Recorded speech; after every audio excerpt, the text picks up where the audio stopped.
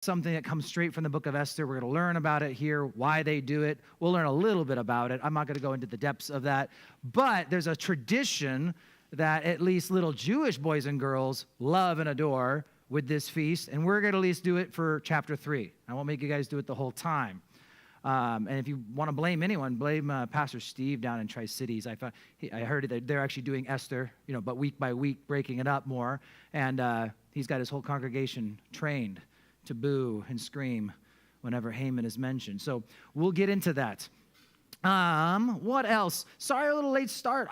So I've got this timeline that the printer downstairs is a little bit possessed, and it doesn't matter if we get new. It seems like the demons transfer from one printer to the other. We need to fill one of our printers with the Holy Spirit. That way they don't have that problem. But I printed off a couple, and maybe towards the end of the service, I'll have Caleb run down and grab whatever else is printed. They're just going real slow. So if you wanted a copy of this timeline, you could have it. But I mentioned before this morning that Esther's actually 12 years. This book is a 12-year-long period of time. And it doesn't seem that way when you read it. But if you pay attention to it happened in this year of his reign, you realize a lot of time is flying by. And so really, Esther is only a portion of that darker orange section. And so this timeline gives us some extra stuff like the new temple being rebuilt, right? Zerubbabel and them guys go back under the reign of Darius there. Xerxes, and then Artaxerxes. So you'll see Ezra comes later. Nehemiah comes later. So even though we have Ezra, Nehemiah, Esther, Job, she comes after them, but actually chronologically she comes before them.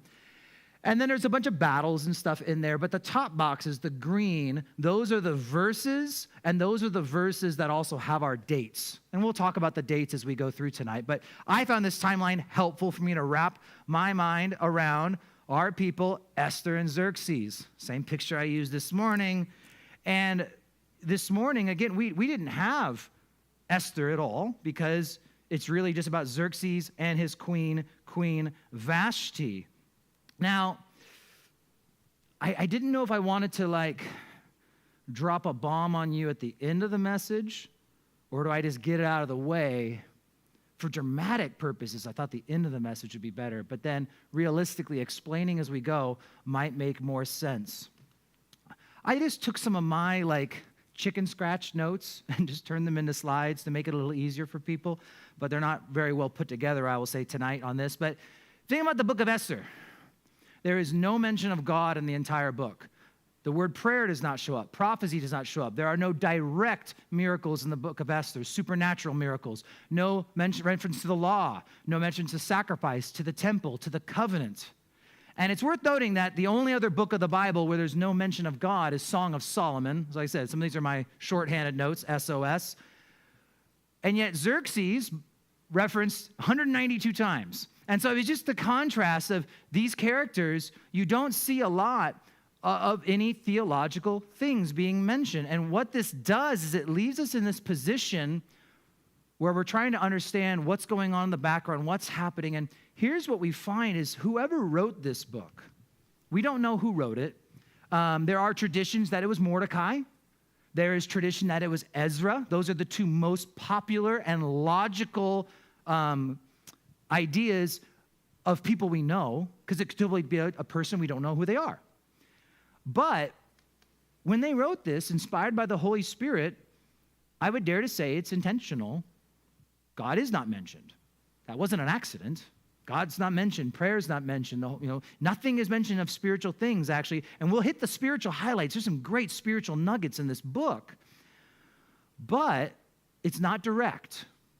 And so we'll look at that and maybe some of the why behind that as we go through and towards the end. I will note, though, that Song of Solomon, as we all know, should hopefully know, that it has a beautiful picture of God and his love for his people and Christ and the church throughout the whole book. But Song of Solomon's poetic. And so we expect things to be hidden and you dig it out of a poetic book. Esther's historical narrative. So normally in the Bible with historical narrative, it just says it like it is. And so it's interesting. Now they're just, again, for the note takers, Song of Solomon, Ruth, Lamentations, Ecclesiastes, and Esther, we get the 5 books of the Megillah, and it means scrolls. And these are the 5 books of the Old Testament that are used during special Jewish feasts. For instance, Song of Solomon, off the top of my head, is like day 5 of the Feast of Tabernacles. They read the Song of Solomon. So there are different days of different feasts that they would read books. And it's fascinating because some of the Old Testament does not get written on parchment paper. When we were in Israel this year and hanging out with a friend that we met, this Jewish Torah scribe, he's Jewish and he copies Torah. That's what he does. He was actually explaining, he's like, oh yeah, those are books, they're scripture, but because we don't use them in the synagogue, we don't go through all the painstaking effort of using special pens and special inks and special paper. But those 5 books, they do, because they're used during special feasts. Interesting, you hear me often make reference to the Septuagint. About 150 years before Jesus, everyone spoke Greek thanks to Alexander the Great, and so the Jews wanted to have the Bible in the common language, Greek. So 70 people made the Septuagint. That's where we get Septuagint from, is 70. When they translated the book of Esther, I'll even put my little slide up here. They added 107 verses to the 167 original verses to essentially add spiritual content.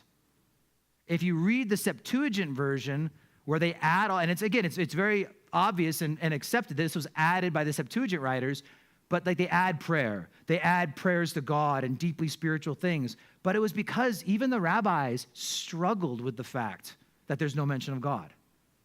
Now, they all agreed it was scripture, but they struggled that there's no mention of God. One thing that some have noted that I don't put a ton of weight into, but 4 times in the book of Esther, you can find the name or names of God in acrostics, like the first letter, second letter, third letter of the words in verses chapter 120, 5:4, 5:13, and 7:7. The rabbis will also point out if a Jew is speaking, the acrostic goes forward. If a Gentile is speaking, the acrostic goes backwards.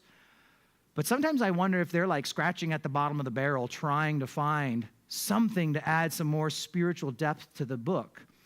God is in here, that is for sure, and God is moving. And I think at the end of the book, we'll do some conclusions on all of that. That said, we're just going to hit the ground running. In chapter 2, Queen Vashti has been deposed of her position. We covered that this morning in chapter 1. And we talked about how Xerxes was about to leave for war. That's the whole background and backdrop of chapter 1. Half a year, 180 days of hyping people up, bringing in people, stirring up recruits, gaining support, a 7-day party at the end, the drinking party, where Vashti gets deposed after. And then in chapter 2, it says, after these things, when the wrath of King Ahasuerus subsided, he remembered Vashti, what she had done, and what had been decreed against her. After these things is 4 years later. If you look at verse 16, we can get a date off of that. And so it's 4 years after chapter 1. Now, this is because he goes off for over 2 years to go to war against Greece. So likely, she gets deposed. He spends the next almost year preparing his troops. He goes off to war for a little over 2 years, and then he comes back, and before too long, he has no queen, and he kind of misses her.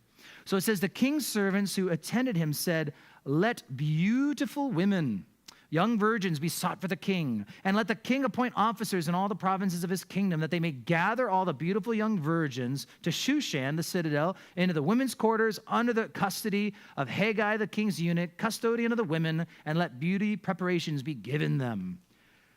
Josephus tells us that it was 400 women that were gathered. Plutarch writes of Xerxes' harem as having 360 women in the harem. It's a big number regardless. We don't know exactly how many women he gathered, but he gathered quite a bit. Now, likely they sent troops out to find the beautiful women, and they were just taken by conscription into the king's harem they go. And it's going to prepare them, and we're going to read about this 1 year long preparation before they're going to be presented to the king.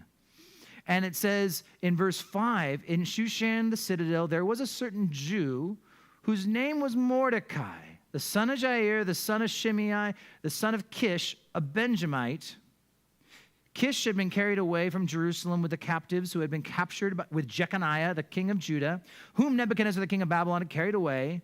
And Mordecai had brought up Hadassah, that is Esther, his uncle's daughter, cousin, for she had neither father nor mother. The young woman was lovely and beautiful. When her father and mother died, Mordecai took her as his own daughter.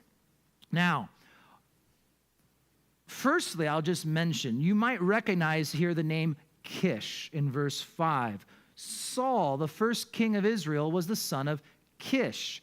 This has led to some different interpretations over the years. And even some of the old rabbis, maybe they had great intentions or they wanted to over-spiritualize, but in the Hebrew, in verse 6, in the New King James, it says Kish had been carried away. I think that's correct, but it's literally who had been carried away. And so people used to debate, is it Mordecai, the descendant of Kish, who was carried away, or Kish was carried away? Well, if Mordecai had been carried away with Jeconiah, that was in 597. Mordecai would be like over 100 years old. So it wasn't Mordecai who got carried away from Jerusalem. It would have been Kish. Now, as you look at that genealogy, he is a Benjamite, and Kish is Saul's dad's name, but this would not be the same Kish. But in Iran today, there is the tomb of Mordecai, and on there is actually a genealogy, and it runs up all the way to Mephibosheth, son of Jonathan, son of Saul, but this Kish is just named after great-great-grandpa.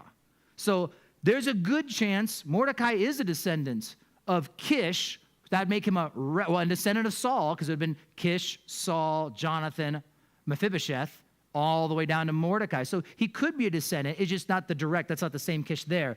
And so that's kind of something that'll play in here in the next chapter we'll talk about, but that him being a descendant of Saul, kind of a cool thing that'll play into our story. Now, the name Mordecai, it literally means follower of Marduk, the Babylonian god. And what's interesting is Esther, it could mean star from the Persian stara, but likely her name comes from Ishtar, the goddess. So they've got Babylonian, Persian names. Now, this is not uncommon. Daniel, Shadrach, Meshach, Abednego, they all got new names too. And they were all names named after gods. And so that's not an uncommon thing. Hadassah seems to be her Hebrew name, and it means myrtle.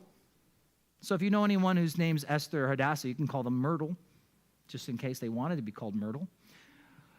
And I'm going to throw this out here just to mess with our minds a little bit, but as you read the rabbis and you read the Talmud and you read all these other things, I always need to remind myself, the Talmud and some of the stuff we read today was written some before Christ, some of that stuff was written after Christ, and the very same Pharisees we see Jesus debating with, they're the ones who wrote this stuff. And I remind myself, I like to read it to learn the history and what they taught, but I need to remember they weren't right a lot. So interesting that in Megillah 13a, they teach that Mordecai actually took Esther as a wife and not as a daughter. I can quote it for you, but it's interesting to read some of their traditions. So I always take rabbinical traditions with a grain of salt. I listen to them, I learn them, but it's like, I'm not so sure about that. Now, verse 8. For what it's worth, the first few chapters are the meatiest parts, and then it really kind of picks up as we go. It says, when the king's command and decree was heard, and when many young women were gathered to Shushan and Citadel, under custody of Haggai, Esther was taken to the king's palace, into the care of Haggai, the custodian of the women. Just worth noting, this guy's a eunuch, and that's what they would do. All the women were watched by a guy who couldn't take advantage of the women. It was logical. Now the young women pleased him, the young woman, Esther, and she obtained his favor. So he readily gave beauty preparations to her beside her allowance, so she got extra attention. Then 7 choice maidservants were provided for her from the king's palace, and he moved her from the maidservants to the best place in the house of the women. Esther had not revealed her people or family, for Mordecai had charged her not to. And every day Mordecai paced in front of the court of the women's quarters to learn of Esther's welfare and what was happening to her. This is one of the first things I'll bring up again a little later at the end, but for Esther to not reveal that she was Jewish, she would be breaking like almost all of the Jewish laws. So many of the laws were written so that they stood out. We should know that. I mean, like, now with the men, I mean, they had the shaving the sides of their head, and they wear these different outfits. They had all these things they did, and it was purposefully to make the Jews stand out. For her to not stand out, she'd be eating Gentile food, following Gentile customs, likely going along with Gentile worship. I mean, she would have to be doing all this to hide this stuff. And again, it served a purpose, it seems, but it's just something worth noting that in order to hide your identity, and we're going to note here too that there's going to be another 4-year gap between her being selected as queen and our story with Haman and all that other stuff. So years go by of her under this hiding her identity. Verse 12 says, each young woman's turn came to go to King Ahasuerus as he had completed 12 months preparation, as they had, according to the regulations for women, for thus the days of preparation were apportioned 6 months of oil of myrrh, 6 months with perfumes and preparations for beautifying women. Thus prepared, each young woman went to the king. She was given whatever she desired to take with her from the women's quarters to the king's palace. In the evening she went, and in the morning she returned to the second house of the women, to the custody of Shashgaz. You guys can pronounce it. The king's eunuch who kept the concubines. She would not go in to the king again unless the king delighted in her and called her by name. So in short, whether it's the 360 of Plutarch or the 400 of Josephus, they went in. They had one night with the king. And it's just like it's implied. We don't need to try and make it more PG than it is. They went, he would have sex with them, and they'd move from house A to house B. The women in preparation, the concubines. And if she wasn't memorable enough, she would live and die in the house of concubines, never to be called back again. And I point that out just because this is the reality of really Xerxes even. This guy was a polygamist. This guy had a lot of issues. Secular history said he was a little on the loony side, but this is the way it was done. So every night, and they could bring something with them. They wanted to be memorable. So they would bring something, you know. You want to bring a fiddle player? Bring a fiddle player. You want to wear diamonds? You get to wear diamonds. But the idea was they were trying to be memorable to this man, so they didn't live and die in the house of the concubines, never to be seen by the king again. So verse 15, when it came the turn of Esther, the daughter of Abihail, the uncle of Mordecai, who had taken her as daughter, to go into the king, she requested nothing but what Haggai, the king's eunuch, the custodian of the women, advised. And Esther obtained favor in the sight of all who saw her. So Esther was taken to King Ahasuerus in his royal palace in the 10th month, which is the month of Tabeth, in the 7th year of his reign. So here's that 4-year gap. That party in chapter 1 was the 3rd year of his reign. The king loved Esther more than all other women. She obtained grace and favor in his sight more than the other virgins. So he set a royal crown upon her head, made her queen instead of Vashti. And the king made a great feast, the feast of Esther, for all his officials and servants, and proclaimed a holiday in the provinces and gave gifts according to the generosity of a king. It seems that instead of coming with a fiddle player, it seems that the eunuch basically said, this is the minimum of what you're going to need to take with you. And actually, I think the simple beauty of Esther is actually what won the king. She didn't come with trumpets. She didn't come with this and that. Maybe she stood out because she wasn't trying so hard.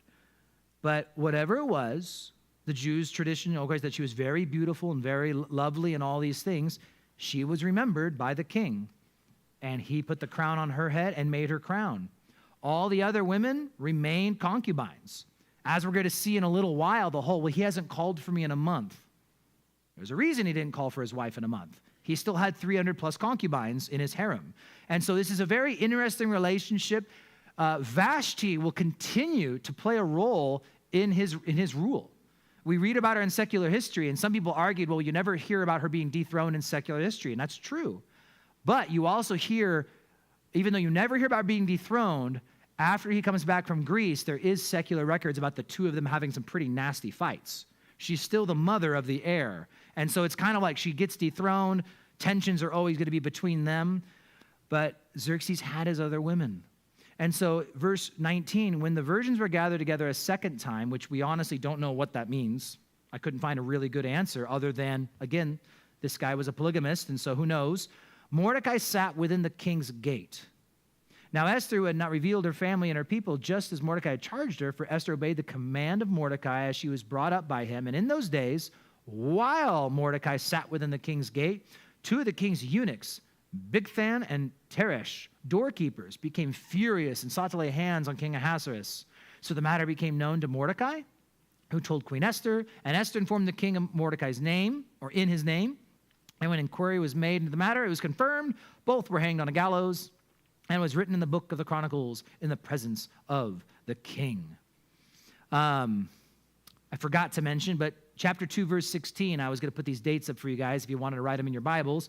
So it just gives us a month and a year. This would have been December 479, 478, December or January. So it falls between the possible 2 years there. And so this is the time. Now, he sits in the gate, right? Now, what we find with this is that's a phrase for someone who's in leadership. Lot sat in the gate of Sodom. Boaz sat in the gate. Absalom, when he wanted to overthrow his dad, David, he sat in the gate and helped ruling with people until he was gaining influence sitting in the gate. And so Mordecai had a position. He was a prominent Jew who had a role in the kingdom. He's going to become prime minister basically towards the end of our story. But he had this role, and so he finds out about this attempt at assassinating Xerxes. Maybe these guys lost a sister or something during the whole gathering all the young women. We don't know. But he makes it known to him. And so Xerxes actually records it, but nothing happens. This will play into our story later. 14 years later, Xerxes will be assassinated by his own people. And so we don't see it happen here. Mordecai comes and stops it, but it'll happen again later. Now, before we get to chapter 3, one last little thing. I almost skipped it, but sitting in the gate. The gates is where you do political things, military things, business transactions where there would be actually signing and sealing documents. This all take place in the gate. And as one commentator pointed out, and I think it's very true, when Jesus makes that comment, right, that the gates of hell will not prevail against the church, have you ever imagined a bunch of Christians running with gates chasing them? And there's like fences following behind. No, but the idea of the gates, that's where decisions are made, strategy is done, war plans. So the idea of the gates of hell, the idea is like that this whole thing, that there's hell's plans, hell's strategies are not going to defend the church. So just something worth noting, gates don't chase people. So in the gate, it's a Hebraism where the Jewish people use that phrase. Now, does everyone have your noisemaker? Everyone's, oh, great, here we go. Give it a try real quick. Watch, you can spin it. There you go. Isn't that fun? Caleb, let's hear you, buddy guy. Thank you. Okay, now, good. Everyone wants you to stop. So if I say stop, we all have to stop. That's why I didn't bring the kids up. I almost brought the kids up. Now I want to try one more thing. You guys have been wanting to do this for years on Sunday night. Yell boo. Oh, come on, like you guys really wanted it. All right, so here's the thing. At the Feast of Purim, they read the story of Esther. That's what the whole feast is about, is the story of Esther. And the kids are there with the parents. I didn't even realize grogger. That's a Yiddish word for noisemaker.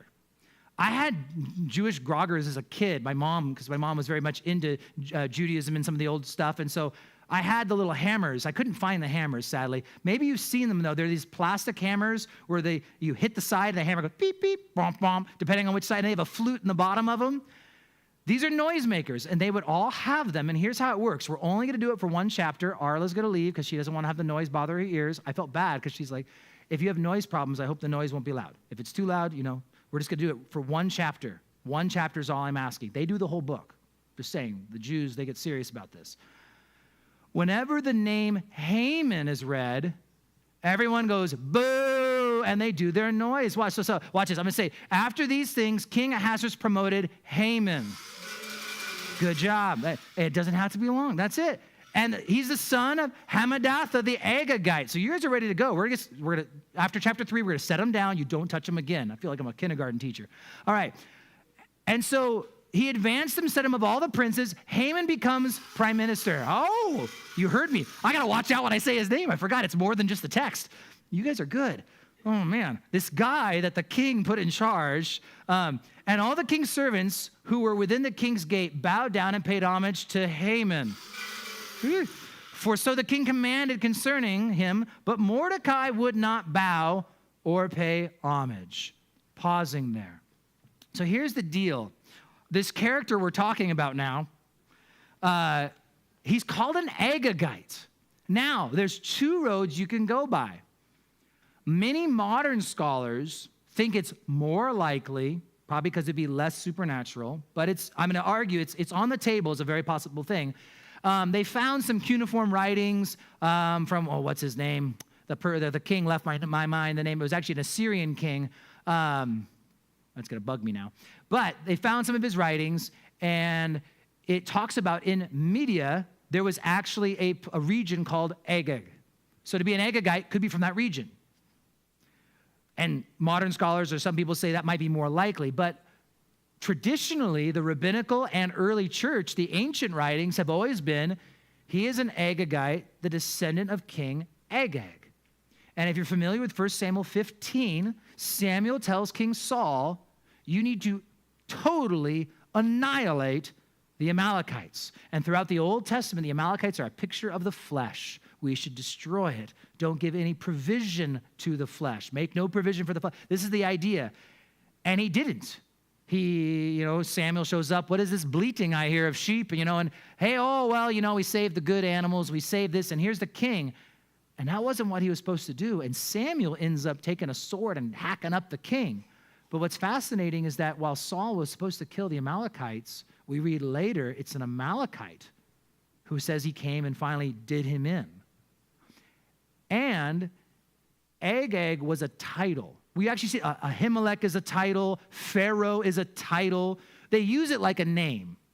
And we see that with Pharaoh. We were most familiar with Pharaoh. But Ahimelech, all the other names, they're titles. And so Agag was a title of the king. And so to be a descendant of the Amalekite kings, so have some kind of, he's somehow related to the royal family. And that's what the ancient translators all believed, which would make this story all the more interesting. And this is where I think you see God's hand throughout the book of Esther, if a descendant of King Saul and a descendant of Agag are once again meeting. So it makes the book very fascinating. And it also shows you that Saul's disobedience can play out to almost seeing the Jews annihilated generations later. And so we will continue to learn about Haman.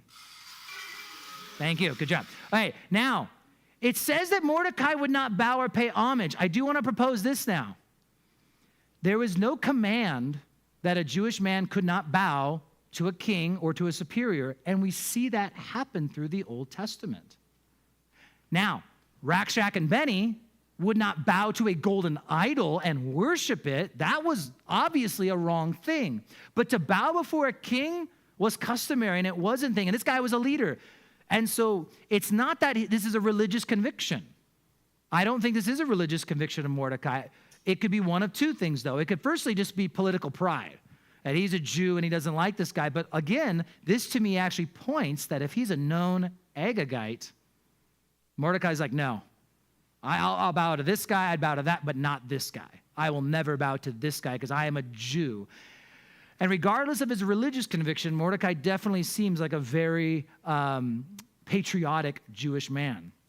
And so, moving forward now, the king's servants, verse 3, who were within the gate said to Mordecai, why do you transgress the king's commands?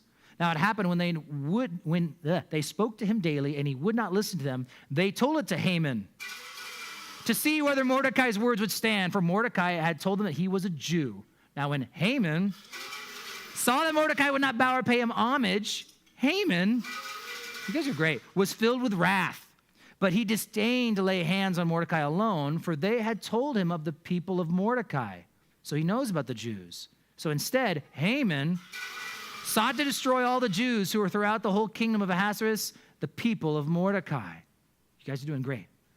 In the first month, which is the month of Nisan, in the 12th year king of Ahasuerus, they cast Pur, that is the lot, before Haman, to determine the day and month until it fell in the 12th month, which is in the month of Adar. It's interesting is they've even found dice that were used by the Persians. They were into astrology. They were also Zoroastrians. And they believed the very first month of the year, the gods gathered together to have like a planning meeting I don't know exactly how the Persian gods worked, but they got together for their annual meeting. And it was during that annual meeting, if you made your requests and you sought them, that they would be all the more attentive. Because here's the funny thing, as we go forward with this story, he wants to kill them all. And you'll notice when the decree goes out, it's not for 11 months. Now, when you're planning on wiping out, I'm just saying, in case you guys ever want to wipe out an entire race, I don't know why you would, but don't give them 11 months heads notice. That's a lot of time. But it's because they believe the gods would bless their casting of dice and their pur, which means lots. So Purim is just, the I am is plural in Hebrew, cherub, cherubim, right? So it's the lots is the name of the feast. It's the Feast of the Lots. And so they translate it here. This is actually a Persian word, and then when that is lots, that's in Hebrew in our Bible. So we see pur and lots. Pur is literally the Persian word, and lots is the Hebrew word there, and it makes sense, hopefully. And so they bet on this, and they'd say, this is the day to do it. So this is why it's 11 months out. You might ask, like, why wait so long? It's because they cast lots, and they put it in the hand of their gods. Oh, and I totally dropped the ball. There's such a great, what is the proverb? Pam can beat me there. But it's, that man can cast the lots, right? But it's the Lord controls it. I'm paraphrasing, but there's a proverb that I should have written down that was basically just, man can cast the lots, but God controls the dice. That's the best paraphrase of it. And so God has this all taken care of. So verse 8, then Haman said to King Ahasuerus, there is a certain people scattered and dispersed among the people of the provinces of your kingdom. Their laws are different from other people's, and they do not keep the king's laws. Therefore, it's not fitting for the king to let them remain. Now, if it pleases the king, let a decree be written that they be destroyed, and I will pay 10,000 talents of silver into the hands of those who do the work to bring it into the king's treasuries. So the king took his signet ring from his hand, gave it to Haman, the son of Hammedatha, the Agathite, the enemy of the Jews. And the king said to Haman, the money and the people are given to you to do with them as seems good to you. Fascinating, but if you'll note, he never tells them it's the Jews. He just says a certain people. And I think as our story goes forward, I don't even think Ahasuerus knows which people he's annihilating, which first off explains a little, but it also shows the character of Ahasuerus. Whatever, you want to kill a group of people? Go for it. Doesn't ask who they are. There's a certain group of people. Again, I believe the Bible was written intentionally. The words chosen were chosen intentionally. And that he was intentionally not listing the people.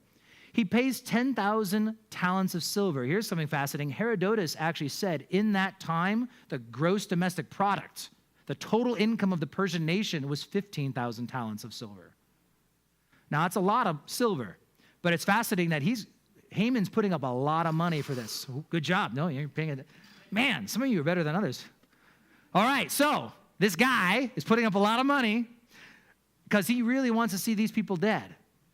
Now, then the king's scribes were called on the 13th day of the first month, and a decree was written according to all that Haman commanded the king said. We're almost there, guys. Hold with me to the end. To the governors, each province, and the officials and the people, every province according to the script, and every people in their language, in the name of King Ahasuerus, it was written and sealed with a signet ring. And the letters were sent by couriers. This is that Pony Express we talked about this morning, into all the king's provinces to destroy, to kill, and to annihilate, just in case there's any question, all the Jews, both young and old, little children and women, in one day and on the 13th day of the 12th month. So it was set for March 7th of 473 BC is what we're looking forward to in the month of Adar, to plunder their possessions. A copy of the document was issued as law in every province, being published for all people that they should be ready for that day. The couriers went out, hastened by the king's command, and the decree was proclaimed in Shushan, the citadel, so that the king and Haman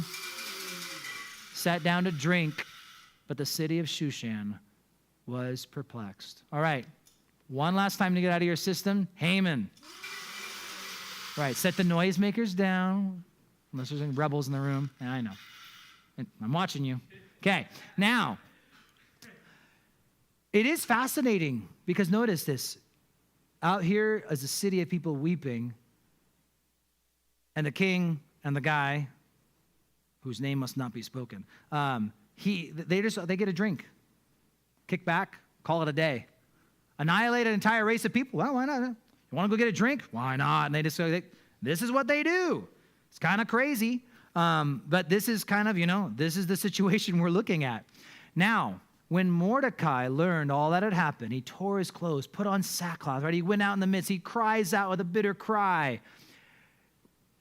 I'm going to point at these little hints, maybe summarize at the end, but Daniel faced some really tough times.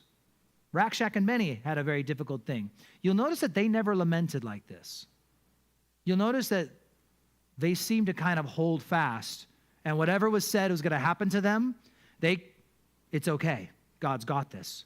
Rakshak and Benny, we're not going to burn, but even if we do, we're not bowing the knee.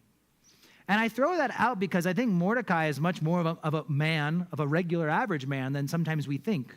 I think he was very patriotic and a good guy who's trying to fight for good things. But again, he thinks this is going to happen. It's not necessarily, we'll see his great faith statement coming up in a few verses here. And he goes in front of the gate because no one can go in with sackcloth. You weren't allowed to wear sackcloth in the king's presence because that might hurt his feelings or something. Again, he had some weird rules. No one wants to make him sad. And everywhere there's people mourning, fasting, weeping, wailing, many in sackcloth and ashes. Now you notice in verse 3, again, I'm pointing at this stuff just to make note. The author mentions all these things, and we have to assume people are praying. But it's never said. And again, it's a fascinating thing to chew on because I believe the Bible's intentional. I don't think they just didn't mention prayer. That's like a weird thing to say about the Bible, right? So we'll keep going. I'm not saying no one prayed, but it was chosenly not mentioned. So Esther's maids and eunuchs came and told her, and she was distressed. So she wants to go see Mordecai. She tells me to get dressed and come in. I'm going to start paraphrasing a little for the sake of time. And they call for him, and the eunuch goes out to Mordecai in the square, and Mordecai tells him everything. Tells him about the money that gets promised in verse 7. He says, and he gives him a copy of the decree. So he's got it. And here's the decree, and here's what's going to happen. And so the eunuch, he returns and tells Esther all the words of Mordecai.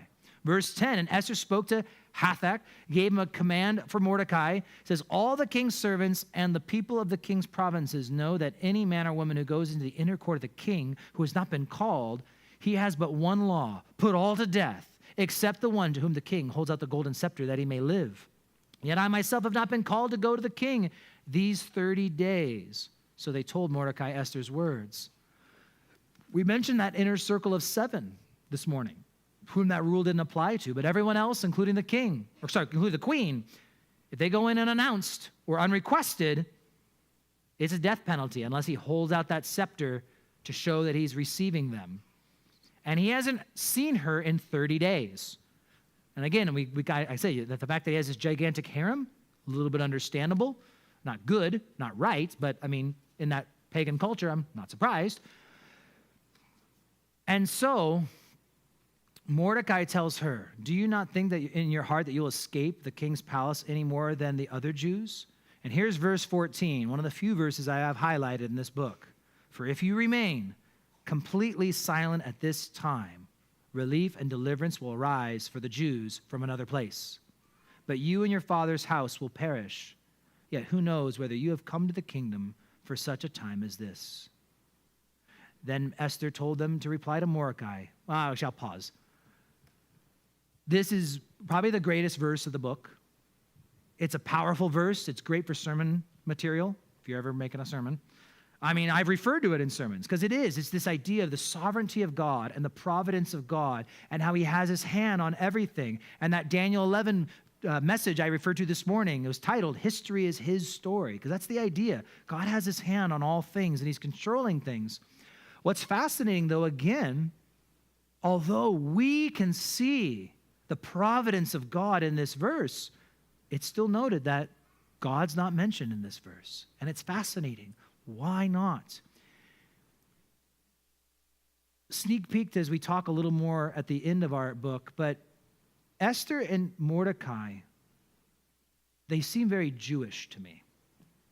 Anyone surprised yet? No? But what I mean is I've been to Israel on handfuls of occasions, and I've met a lot of Jews, and they seem very Jewish. And this is interesting to find that the Jews today in Israel, there are religious Jews. And there's more by numerous accounts secular Jews.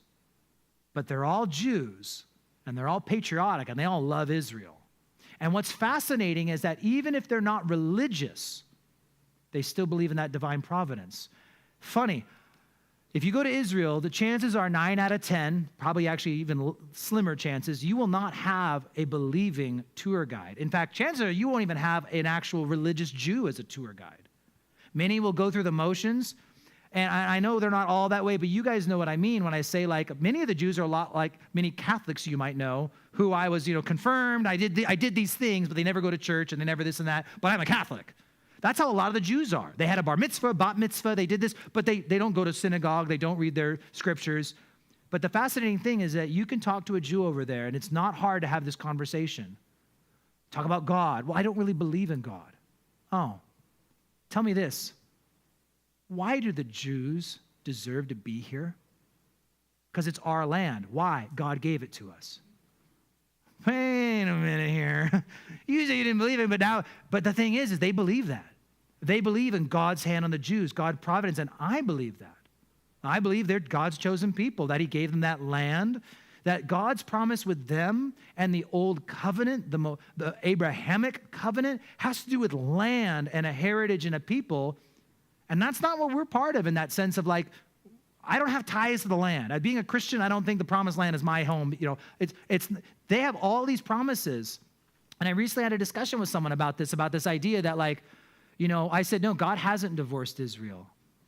Jeremiah says that in the same chapter later down. He says, I am married to you. He's calling them back. He's saying, I had to put you guys away for a season, but I'm here. I want you. I'm a husband to you. And he's like, well, but if God hasn't divorced, and like people wrestle with that, like, well, no, it just means that God has not broken his covenant with Israel. He's still in this covenant with Israel.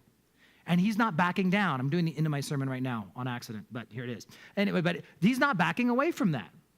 And so even the Jews today who reject God and his Messiah, God is still honoring his covenant with the land and a divine protection that they don't deserve. I mean, honestly, it's the idea. But I'll save some for the end, don't worry. But that's, again, how God works with covenants and his promises. We don't always deserve them. When God makes a promise, he keeps a promise. And if God casts away his people, how would I ever have an assurance that he won't cast me away? Now, again, they can reject his Messiah, and that's all. Because the Mosaic covenant didn't have to, Abrahamic covenant didn't have to do with salvation. It wasn't you're saved by doing these things. It's always been by faith. Abraham was justified by faith and became the friend of God, we read. So it is. It's always been a faith thing. So here, I'll just tell you the end of the story. There we go. But it is. Mordecai and Esther, I don't know actually where they are spiritually, but they are definitely patriotic. They're definitely Jewish, and they love their nation, and they believe that God has a hand over their nation, but they're not Daniel. Daniel, I will not eat the king's meat. I will not budge. I am not going to compromise in any way, shape, or form of my religion. Rakshak and Benny. I'm going to say, these guys, they did not budge in their Jewish faith. She went for 4 or 5 years without anyone knowing she's Jewish, and the only way to do that is to break a whole lot of Jewish laws. Now, again, could God ask someone like a spy, you know what I mean, please, I don't think God's mad at her. God used her. Right? I don't think God's upset, but I'm saying that I think these are very patriotic people, but I think Esther doesn't mention God for a reason, because even when his people aren't following him all the way and aren't doing all the things they're supposed to, they're still his people. And Esther is not so much a book about the courageous acts of a woman. It's a book about the faithfulness of God. And he'll always be there for his people. Because you'll notice the glory goes to man. Give me the end of the book right now. But Mordecai obviously believes in this providence. He obviously believes, right, that some way or another the Jewish people will not die, because he knows, it's ingrained in his DNA that the God of Israel will be there. Does he follow him day to day? Did he follow the Jewish practices? We don't know. But he definitely believes in the God of Israel. And so that's why I say they're very Jewish to me. They remind me of Jews today who are rejecting God's Messiah, but they still believe in the God of the Bible. And many Jews today, again, they reject their own teachings, but they still have this faith that God loves Israel and God is there for Israel. And It's a fascinating thing, and it's sad actually at times, and it's beautiful at other times. I mean, it's just, if you get a chance to go to Israel and interact with the Jews there, it's a very eye-opening thing. So note again, I didn't read it, but in verse 16, she says to gather the Jews, right, and fast for me. Neither eat nor drink for 3 days, right? Night or day. And my maids, we're going to do likewise, and then I'm going to go in. Notice again, it says fast, but it doesn't say pray. I'm assuming they prayed.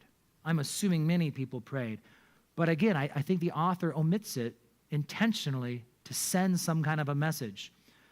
Your bonus teaching of the night is this. Notice in verse 16, fast for 3 days, day or night. But chapter 5, verse 1 says it happened on the third day that Esther goes in. So was it 3 days or was it on the third day? I only bring this up because this trips up Christians sometimes in the New Testament on what day did Jesus resurrect and how Good Friday and how many days in the tomb was he? Because Acts 10:40 says God raised him up on the third day. Luke 18:33 says they'll scourge him and kill him, and on the third day he'll rise again. But Matthew 27:63 says, right, that the deceiver said, after 3 days I'll rise. And Mark 8:31 says, after 3 days rise again. I bring this up only because to a Jew, there's no contradiction and there's no weirdness to this. To a square American English speaker or whatnot, like we see after 3 days, on the third day. Well, that's different. If I say I'm coming on the third day or I'm coming after 3 days, to the Jew, if any portion of a day took place, that's a day. So with her, they're talking. If this was at 3 p.m. in the afternoon, we know the Jewish day starts at sundown, at 6. They'd count that as a day. That's day 1. From 3 p.m. to 6 p.m. is day 1. All of the next day is day 2. And as long as you break over to 6:01 p.m., that would be the third day. And they say 3 days. So if you look at any Jewish writing other than the Bible and in the Bible, I'm just throwing this out here because people get stumbled on the 3 days thing with Christ. As Jonah was in the whale 3 days and 3 nights, to the Jews saying 3 days and 3 nights. She said 3 days and nights, but again, she shows up on the third day. So obviously 3 24-hour periods had not elapsed. It's just worth noting, this is one of the examples in the Bible, there's more than one, of where 3 days and nights to a Jew didn't mean 72 hours. It just meant 3-day periods. Night and day is the first day. That's how they say day and night. So that's a bonus fact. Get some New Testament theology in here. All right, now it's time to kick it into the next gear and move right along. So the third day, she puts on her royal robes. She goes to the palace. She goes inside. She's standing in the court. And when the king saw her, right, she found favor in his sight. And the king held out to Esther the golden scepter that was in his hand. Esther went near and touched the top of the scepter. And the king said to her, "What do you wish, Queen Esther? What is your request? It shall be given to you, up to half the kingdom." Same words that Herod used with Salome when she did a little dance, Herodias' daughter. It was a phrase they used. I think if you actually asked the king for half the kingdom, I think only half of you would get half the kingdom. But they would say that. So Esther answered, "Hey, if it pleases the king, let him come to a banquet that I prepared for him." Proverbs 21:1, "The king's heart is in the hand of the Lord. Like the rivers of water, he turns it wherever he wishes." So again, God's hand is in all of this. The fact that she finds favor, right? And so basically, she says, "I prepared a banquet for you and Haman." Good job. Good job. I know you were tempted. And so the king says, "Bring Haman in here quickly." So they go and they go to this thing and, "Okay, what do you want?" I'm paraphrasing this because it's pretty straightforward. And then she says, "Hey, I just want you to come to my next banquet." And likely, it seems like with the grammar in here, that when she says, "Come to a banquet," he's like, "Okay, let's go." And I don't think she was ready. I think she just she was so in shock. "All right, we're going to my house because I just told you I prepared a banquet, so there better be a banquet waiting for us." She got on her cell phone. She texted her friends really quick, like, "Get a banquet ready right now." And so she gets there, and the text made it through. Probably wasn't T-Mobile. I was like Verizon maybe. But and then they get there, and they have this thing. So now what's fascinating is we don't know. There is no actual why given. She doesn't ask for her request. But again, God stirs her heart, I think intentionally. And she says, let's just delay it a day. Come again tomorrow. So this is what happens. So verse 9, Haman went out that day joyful with a glad heart because he just got invited to this royal banquet. Me, the king and the queen. I'm a pretty special guy. But when Haman saw Mordecai in the king's gate and that he did not stand or tremble before him, he was filled with indignation against Mordecai. Isn't it funny how your life actually can really be okay, but one thing can just like ruin your day sometimes? Just one thing. If it catches you in the wrong mood or it's the wrong thing, it's just like, boo, life is horrible. I want to die. It's like, what happened? My microwave stopped working. I gotta use the stove. But that's the idea, is like sometimes it is like one thing and just kills us. But here, the whole greatest nation the world has ever seen, really, to this point in history, it is the greatest, most powerful nation the world's ever seen. And he's the prime minister. But one Jew won't pay homage, and he's heartbroken. So Haman, though, he goes home and he starts boasting to everyone. He tells them of his great riches, the multitude of his children, how he's been promoted. Herodotus, book 1, chapter 136 of his histories, talks about how the Persian king every year would give gifts to whatever man had the most kids. Now you know. But so he's boasting about his multitude of children because that was a thing that they wanted, right? And besides this, Queen Esther, she invited me in and no one else was invited in. But Mordecai the Jew. So verse 14, his wife, Zeresh, and all his friends said to him, let a gallows be made, 50 cubits high in the morning. Suggest to the king that Mordecai be hanged on it. Then go merrily with the king to the banquet. And the thing pleased Haman, and he had the gallows made. Many think that perhaps it's not literally a 75-foot tall hangman gallows, but perhaps something was built on top of a building. But the idea being is whoever the person is would be 75 feet high in the air. It's also worth noting, the Persians didn't hang people. But those are the words we use in English because it makes the most sense to English readers. They skewered people. They would make spears and throw you onto the spear, impaling you. So when they say the gallows, and there's some King James coming through here using the language of what was common in the time. But no, it was a giant spike, and they would just impale people on the spike, which is not that hard to make a big spike, I guess. You know, they had to brace it, but, you know, it was just a giant wooden spike. So that night, the king couldn't sleep. So one was commanded to bring him some of Pastor Joe's sermons so that he could read them and fall asleep. But he says, I can't sleep. Bring me the political records. So now you know if you struggle with insomnia, what to do. But he finds out that, guys, this is 5 years earlier. It's been 5 years since Mordecai stopped that assassination attempt. And so 5 years later, here's the king, he can't sleep. And he asks these guys, hey, like, what honor or dignity was bestowed upon this man, Mordecai, for this? And they said, nothing's been done for him.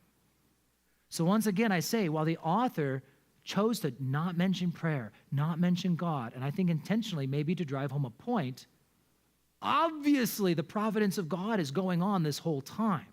Even when God's people are doing this or that, God is still at work. And so the king said, who is in the court? And they said, Haman just entered the court, right? Now remember, he was coming to tell them, there's a guy I want to kill. And so he said, he goes, let him come in. Verse 6, so Haman came in. And the king asked him, what shall be done for the man who the king delights to honor?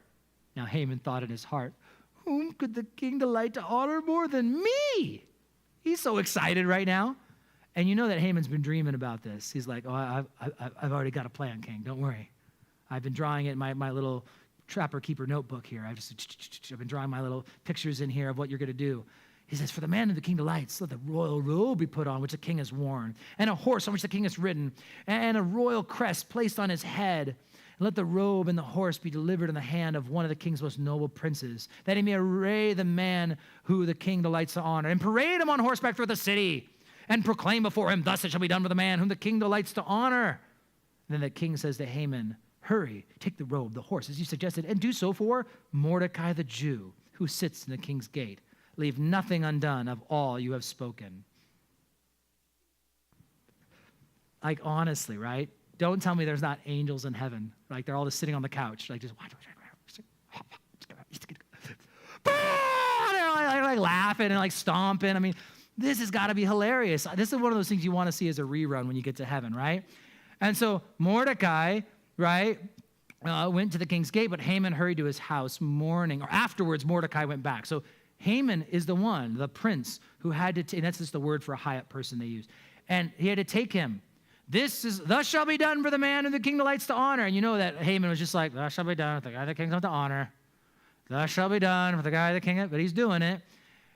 And he's all heartbroken. And what's fascinating, when he comes home, he's mourning, he's crying. His wife says, if Mordecai, before whom you have begun to fall, is of Jewish descent, you will not prevail against him, but will surely fall before him. It's fascinating because we see in the Bible the high priest, right? Other times in the Gospels where unbelievers, definitively unbelievers, like a word of prophecy gets spoken through them. This is what's going to happen. So, chapter 7. Am I? Oh yeah, I've got a lot of room before I have any notes. The king and Haman went to dine with Queen Esther on the second day. And so he asked, what is your petition? I'll give you up to half the kingdom. Verse 3, if I found favor in your sight, O king, if it pleases the king, let my life be given me as my petition, and my people. For we have been sold, my people and I, to be destroyed, killed, annihilated. Now, had we been sold as slaves, I would have held my tongue, although the enemy could never compensate for the king's loss. She's saying, if we had just been made slaves, I would have kept silent. But because we're being annihilated, and you're going to miss out. The Jews were actually well known and even hated throughout history because of how prosperous they were. But typically, they would bring prosperity to the nation of which they were serving. That's what God tells Daniel, right? He's like, no, you ought to bless this place. Wherever the city you're at, I want you to make it great. So the king would have a loss. And King Ahasuerus says to Esther, who is he and where is he who would dare to presume in his heart to do such a thing? Once again, angels are watching, right? Haman's sitting there like, getting smaller by them, hiding like under the thing. And Esther said, this adversary and enemy is wicked Haman. So Haman was terrified before the king. Now the king, he arises in his wrath and he walks out, okay? He leaves, he's so furious. So Haman stands before him, pleading for his life. And so when the king returns, right, he sees Haman had fallen across the couch where Esther was. And the king said, will he also assault the queen while I am in the house? And the word left the king's mouth. As it left his mouth, they covered Haman's face. Now, Harbonah, one of the eunuchs, said, look, the gallows 50 feet high, which Haman had made for Mordecai, who spoke good on the king's behalf, is standing at the house of Haman. The king said, hang him on it. So they hanged Haman on the gallows that they prepared for Mordecai. Then the king's wrath subsided. Oy. I mean, he leaves, he comes back, and it seems like he may have been begging, but he was probably grabbing her, right? So the king walks out in rage, comes back to find his wife, the queen, this guy grabbing her, sprawled out, like, now you're attacking my wife? And so, yeah. In the net which they hid, their own foot is caught. The Lord is known by the judgment he executes. The wicked is snared in the work of his own hands. And the Jews always believed this, that the very means that people would use to try and ensnare them, God would turn back around on those people. He who blesses them will be blessed. He who curses them will be cursed. So again, the hand of God on all this. Now, so on that day, the king gets Queen Esther, right? And he gets Mordecai to come in and they talk. And he takes off his signet ring, gives it to Mordecai. So now Mordecai becomes prime minister over the house of Haman. And so he takes over all of Haman's wealth, and he becomes prime minister in his place. Now Esther spoke again to the king, fell at his feet with tears to counteract the evil of Haman the Agagite. So the king held out his scepter, and she stood up, and she says, if it pleases the king, if I found favor in his sight, let it be written to revoke the letters devised by Haman, the son of Hammedatha the Agagite, which are wrote to annihilate the Jews who are in all the king's provinces. For how can I endure to see the evil that will come to my people? Or how can I endure to see the destruction of my countrymen? Verse 6 was the verse I was contemplating still at 5 in the morning this morning, whether or not we could do a Sunday morning sermon just on that. Because this is the concept also in the book of Esther, is that one decree has gone out that death will come to every man, woman, and child. And she can't bear to see that, and so she's going to bring this other decree out, a message of life. And we all know, right? All have sinned and fall short of the glory of God, and the wages of sin is death, but the gift of God is eternal life, right? And so can we endure to see the evil that comes to our people? Found this picture. This is the best quality I could find. It's a classic old picture, but it's from Last Days Ministries, which is Keith Green's foundation, or his ministry that he had. And, this picture is really the picture version of his song, Asleep in the Light. You see all the people drowning. There's people over there in a boat, and there's someone right there reaching, but then there's someone fishing, exercising, eating, music, painting, on the phone, talking, business. Let me just read you those lyrics. I know many of you know them, but Asleep in the Light by Keith Green. Do you see all the people sinking down? Don't you care? Don't you care? Are you going to let them drown? How can you be so numb not to care if they come? You close your eyes and pretend the job's done. Bless me, Lord, bless me, Lord. Now, that's all I ever hear. No one aches, no one hurts, no one even sheds one tear. But he cries, he weeps, he bleeds, and he cares for your needs. And you just lay back and keep soaking it in. Can't you see it's such sin? He brings people to your door, and you turn them away, and you smile and say, God bless you, be at peace. And all of heaven just weeps because Jesus came to your door and you left him out in the streets.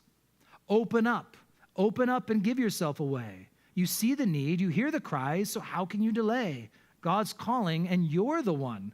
But like Jonah, you run. He's told you to speak, but you keep holding it in. Oh, can't you see it's such sin? The world is sleeping in the dark that the church just can't fight because it's asleep in the light. How can you be so dead when you've been so well fed? Jesus rose from the grave, and you can't even get out of bed. Yes, Jesus rose from the grave. Come on, get out of your bed.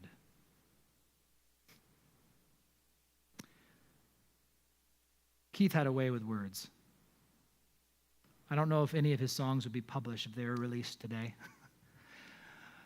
But Esther said she cannot endure to see what would come to her people. And I wish we would have the same heart. We can't bear to see what would happen to people if they died without Jesus. Now, there's a solution for this. Hazard says, hey, I've given Esther the house of Haman, right? And they've hanged him on the gallows. Now you yourselves write a decree concerning the Jews, as you please. Here's the ring, go for it. So the scribes are called, and they write it on the 3rd month, which is the month of Sivan, in the 23rd day. And I missed the year. 3rd month, 23rd day, between all things. Well, June 25th, 474. I mean, that's the date that there's mentioned there. Again, I said throw the dates up there for those who are interested. And so they send the letter out, right, to all the governors, everyone from India to Ethiopia, the whole 127 provinces in every language. And he wrote, in the name of King Ahasuerus, he signs it with his ring. He sends it out on that Pony Express, and even says on royal horses bred from swift steeds, like they used even special horses for this one occasion.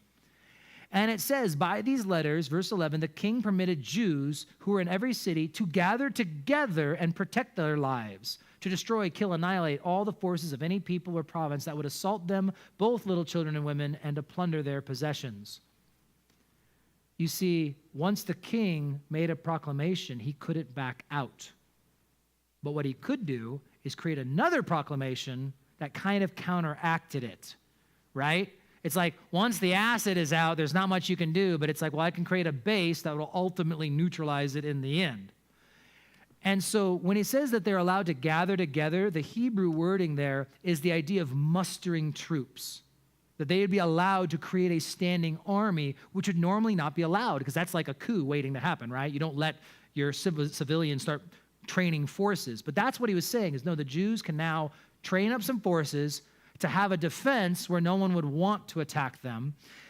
And the wording's a little ambiguous, but it's not saying that the Jews are going to kill the women and children and take possessions. It's saying they get to assault the people who would have come to assault their children and women and take their possessions. So just in case there's any unclarity to there. All right, now let's get a rockin'. So this is all going to happen on one day, the 12th of Adar, the specific day, and a copy of this gets issued out. So the king's writers, they all write out to every city, and Mordecai went out from the presence of the king, verse 15, in royal apparel. So now he is promoted, and the Jews had light, gladness, joy, honor, and the Jews had joy, and it became a feast and a holiday, it says. And so this tells us, like, this is how it all kind of gets going. Now, chapter 9 tells us about what happened when that day finally comes. So in the 12th month, that is the month of Adar, on the 13th day, the time came, right? On that day, the enemies of the Jews had hoped to overpower them. The opposite occurred, in that the Jews themselves overpowered those who hated them. It says the Jews gathered in all their cities, and all the officials and everyone allowed them to, and they fought back. Verse 4, for Mordecai was great in the king's palace, and his fame spread throughout all the provinces, for the man Mordecai became increasingly prominent. So the Jews defeated their enemies with a stroke of the sword and the slaughter and destruction. In Shushan, the citadel, the Jews killed 500 men. And it goes down and lists the names of the sons of Haman. So it sounds like they probably tried to create their revenge, but they were all put down. And it says about the Jews in verse 10, but they did not lay a hand on the plunder. That gets mentioned twice. To clarify, the Jews defended themselves. And even though that this new proclamation was like the opposite of Haman's, Haman said, kill all the Jews and take all their stuff. Theirs just said, defend yourselves and don't take the stuff, because it's not about plundering these guys. It's just about self-defense. The king said to Queen Esther, the Jews have killed and destroyed 500 men, right?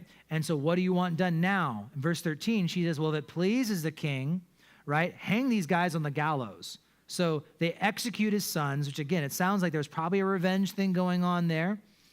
And then on the next day, they actually asked for an additional fighting to take place. And it sounds like maybe the fighting was going to go to the second day, so she asked permission. Can we carry it from the 13th on into the 14th? And so they do that. They kill another 300 guys on top of the first 500. That gets us through verse 17. Now, the Feast of Purim, the actual feast that they celebrate today. Verse 18, the Jews who were at Shushan assembled together on the 13th day, as well as on the 14th, and on the 15th day of the month, they rested.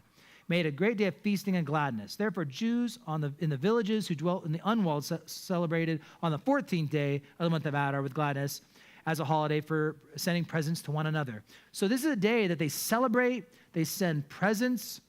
Sadly, today, it's turned into a very big day of partying. In fact, this is actually from Megillah 7b. A man is obligated to drink on Purim until he's unable to distinguish between blessed be Mordecai and cursed be Haman. So it's actually a day of excess is what it's kind of turned into. It's a day nowadays, for those who don't know, Tel Aviv is actually what do you call it? A model city. It just sounds bad to say that, but for gay pride. And so actually they do a lot of gay pride parades on Purim because it's supposed to be this big day of celebration. And that's what they do in Israel. Israel actually has quite, again, it's a secular state with a lot of Jewish people having power, but it is a very secular state. And Tel Aviv is very much a big hub for gay bars and all sorts of other kind of stuff going on. So it started because in the big city, they had to carry on the battle for 2 days, but in the small cities, it seems like the battle only lasted 1 day. So it's like in the small cities, they have 1 day, in the big cities, to celebrate 2 days. Mordecai wrote these things to all the Jews to establish they should celebrate yearly on the 14th and 15th days of the month of Adar. And so basically, they started consolidating this stuff to make it an official holiday. They accepted the custom which they had begun as Mordecai had written because Haman, he had plotted to kill them and destroy them, but Esther came before the king so that, it's recapping for us, right? They call these days, verse 26, Purim, after the name Pur. Therefore, because of all the words of this letter, what they had seen concerning this matter, what had happened to them, the Jews established and imposed upon themselves and their descendants and all who had joined them, that without fail, every year they should celebrate according to instructions, according to the prescribed time, that these days should be remembered and kept throughout every generation, every family, every province, every city, that these days of Purim should not fail to be observed among the Jews, and that this memory of them should not perish among their descendants. Then Queen Esther, the daughter of Abihail, with Mordecai the Jew, wrote with full authority to confirm the second letter about Purim. And Mordecai sent letters to all the Jews, to the 127 provinces of the kingdom of Ahasuerus, with the words of peace and truth, to confirm it at the appointed time because of Mordecai and Esther. This is the decree of Esther. I'm kind of summarizing it because it's very technical. For why is it so technical? Because this was an official document that was being sent out. So it's just like anytime you read documents when you're buying a home or tax stuff or something. I mean, it's just very wordy, and so we're seeing a lot of repetition. But I can maybe do all of chapter 10 in one breath. King Ahasuerus imposed tribute on the land and on the islands of the sea, and all the acts of the power of his might, and the account of the greatness of Mordecai, to which the king advanced them. Are they not written in the chronicles of the kings of Media and Persia? For Mordecai the Jew was second to Ahasuerus, and was great among the Jews, and well received by the multitude of his brethren, seeking the good of his people and speaking peace to all his countrymen. I did it. Now, thank you. Oh, man, it's great to be appreciated. All right, so this is where the book closes. To me, this means the book was probably written before he was executed, that this was written right around this time. It wasn't written at a later date. Liberal scholars argue, well, I mean, there's a couple of facts in there that we can't find in history. Right, but most of the facts are corroborated with other historical documents. And one of the great arguments I heard, again, like I just get angry at liberal scholars because, many call themselves even Christians, but they want to tear apart the Bible. Well, we don't know if that's actually true. I think it's true because the Bible says so. But here's the other thing. Purim quickly became a holiday celebrated throughout all the Persian Empire and is still celebrated today.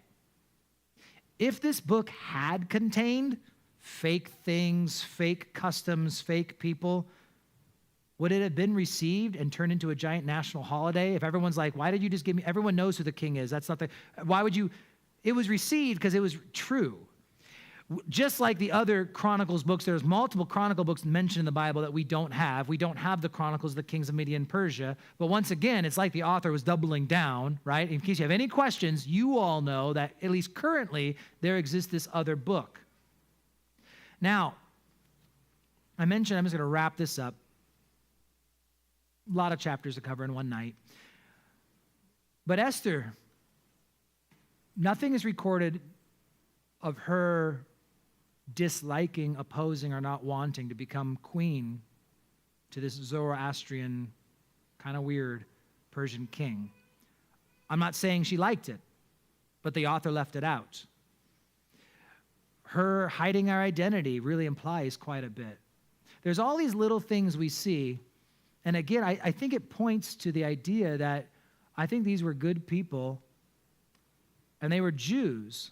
But again, this is like, I think I want to say it's, is it Zechariah, Malachi, I guess in Ezra and Nehemiah. There's only a few little books that take place chronologically after this book. These are the Jews getting close to Jesus' time, where you start finding people who might have had a real loyalty to Judaism, but perhaps their understanding of God maybe wasn't quite as good. This is a quote I read in one of my commentaries. I liked it. I put it down. The Christian judgment of the book of Esther has been unnecessarily cramped through our feeling that because Mordecai is a Bible character, he must be a good man. Like Jehu, he may have been little more than a time server. The Bible makes no moral judgment upon him. It's absent. But it expects us to use our Christian sense. He was raised up by God, but he was not necessarily a godly man. It was just things to chew on. The pulpit commentary says they exhibit a genuine patriotism, a lofty unselfishness, a readiness to dare all for the right, but the source of their moral strength is not made apparent. And this third quote, I liked it, but it's a little wordy. Truly, this mysterious reality, which we call providence, this sovereign manipulation of all the ordinary, no miraculous doings which make up the ordinary ongoing of human affairs, so as to bring about, by natural processes, those results which are divinely predetermined, is the mightiest of all miracles. And it is this, we repeat, which is strikingly demonstrated in the book of Esther. That's J. Sidlow Baxter in his Explore the Book. The idea is that what Esther really does show us is throughout no miracles at all, God is moving and he's doing the miraculous. And that's a lesson that the church can learn a lot from. Because sometimes I hear people say like, well, why isn't the church like the book of Acts? Why don't we see these things happening like in the book of Acts? And it's like, the book of Acts is 30 years long. And if you talk to someone who's involved in a solid biblical church and ministry for 30 years, I bet you they'll have a few stories that sound like the book of Acts. But they'll have a few because that was the highlights of 30 years. And sometimes we feel like God always is going to be moving supernaturally. Go read the book of Judges. 450 years goes by, right? Well, God in the Old Testament was always doing this stuff. No, he wasn't. Hundreds of years elapsed between miracles all the time. But the book of Esther shows us that even when people may not have been super spiritual, and who knows, but God was working. And it's undeniable God's working. And God is moving, and he's setting things up, and he's taking care of his people, even if his people aren't being model Jews. And I believe even when we're not being model Christians, he doesn't just cast us aside. He's moving. He's working. In the background, you might not even see it, but it's happening. And I will say this, again, concerning Israel, people get confused. When I say they're still his chosen people, God's not done with them. And there's a difference between Israel and the church because they serve different purposes and they have different promises. I'm not bound to their laws, and I'm not a part of their promises in the sense of like the land is not my land, right? And there's all these promises for the Jews and their land and the things. And one day we are going to worship together with this beautiful synergy with Gentile and Jew, where they're going to have their thing, we're going to have their thing, but we're all going to worship the same God, and it's going to be beautiful as you read about the end times, the millennial kingdom. But Romans 9, 10, and 11 is all about the Jews. And when you try and use those chapters to talk about other things, you miss the main point. Chapter 9, God choosing the Jews, sovereign election. It's the sovereign election of the Jews as his people. He's talking about the nation. Romans 11 starts, I say then, has God cast away his people? Certainly not. In verse 15, he says, for if they're being cast away, and he's talking about this period, this season, is reconciling of the world, what will the acceptance but the life be from both and life from dead? He's saying, if it during this season, while they're being cast away, is bringing in the church age and all this goodness, just imagine the party when they're brought back. It's kind of the Joe translation of that. And verses 25 and 6. For I do not desire, brethren, that you should be ignorant of this mystery. Two key things, right? Paul uses that phrase sparingly. I do not desire you to be ignorant, brethren, about spiritual gifts, about Christ and the church. He kind of implies it with the devices of Satan, about the coming of Jesus Christ. Things that many Christians are ignorant of. I hope you're not ignorant about Israel's role. And he says it's a mystery, which means mysterion. It's something that previously in the Old Testament we didn't fully understand, but now with further revelation we do know, and I'm explaining to you, lest you should be wise in your own opinion, that blindness in part has happened to Israel. Jews do get saved, but on the whole, there's like this blindness, like it just doesn't click. I've sat with Jews in Israel and read Isaiah 53 and just how is this not clicking? Because there's something going on there. But it's until the fullness of the Gentiles has come in. It's the end of the church age. And so at that point, all Israel will be saved. No, I don't think that's a blanket statement. If you have Jewish genetics, you're automatically going to be saved. But I think you're going to see the mass flooding of the nation of Israel coming to see Jesus, their Messiah. And so the closing thought, to me, a big takeaway of Esther is not just what one woman did and what one man did and all, but it's the fact that God, no matter where they were at, no matter how perfectly his people were following him, whether it was Daniel's or Mordecai's, he was with them and he was working through them. And the very last line of the last verse of our first gospel through Matthew, Jesus, and lo, I am with you always, even to the end of the age. Amen. As I see God faithful to Israel, I am comforted and reminded that he'll always be faithful to me. And that means a lot. So that's my big takeaway from the book of Esther as I watch, as I just see it's no matter where the people were at, God was still moving. No matter we don't see a miracle. I mean, there's miracles, right? But it's like, but they're not. Fire didn't come from heaven. But it's like, but God is moving and miracles are happening. And I think the more we start watching in our lives, we'll realize that miracles are happening, like God gets us to the right place at the right time, to hear the right message, to meet the right people. Divine providence is still happening and something we should plan on and be expecting and be praying for. That said, let's pray, guys. Let's worship. Let's seek our Lord for the last few minutes we've got tonight.